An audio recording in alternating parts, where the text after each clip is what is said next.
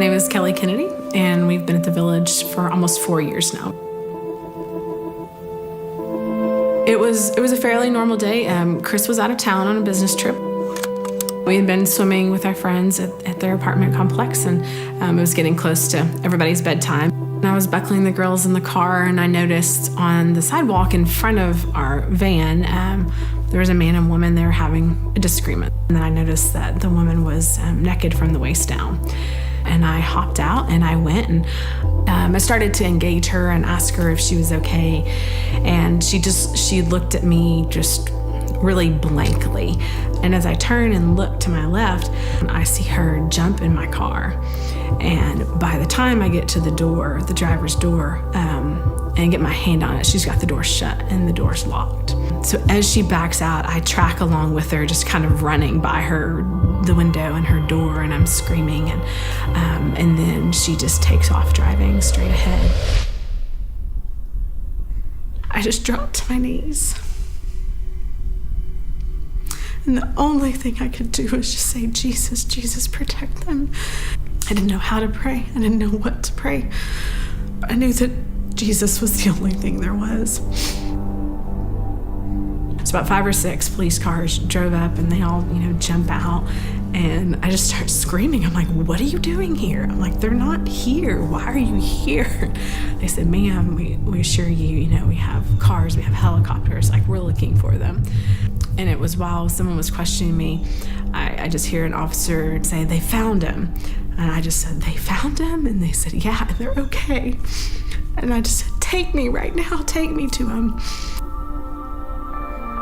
So we got there, and it was in a McDonald's parking lot. Jump out, and my shoe falls off, and I'm grabbing my shoe, and I just ran across the parking lot. The girls were still sitting in the van, and I just grabbed them and just started crying.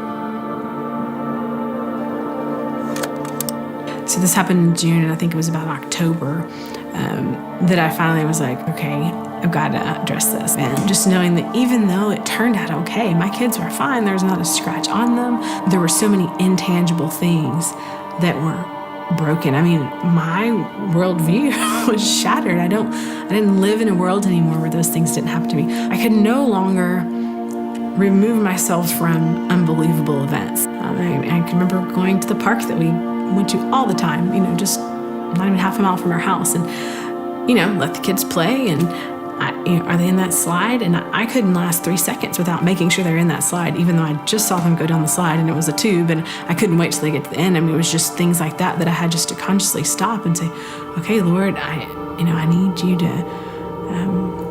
help me with this. Like, I don't know what to do. I mean, the Lord used this situation to graciously, although it was painful, reveal sins that have been, struggles my entire life that I might not have even considered a sin when it comes to control, or, I often put control in the category of order or organization or planning, and those things look good on the outside, but there's a point with every good quality that, we can use it to be our own God and try to order our own paths, and that's not what He has for us. I wasn't living on a daily basis as if the Lord was Lord of my life. I would never have characterized fear or worry as a major struggle of mine, but just seeing, even though maybe it wasn't paralyzing me, how it can affect me. After my daughters were taken, it sent me to a really dark place. But in that dark place, Jesus met me there.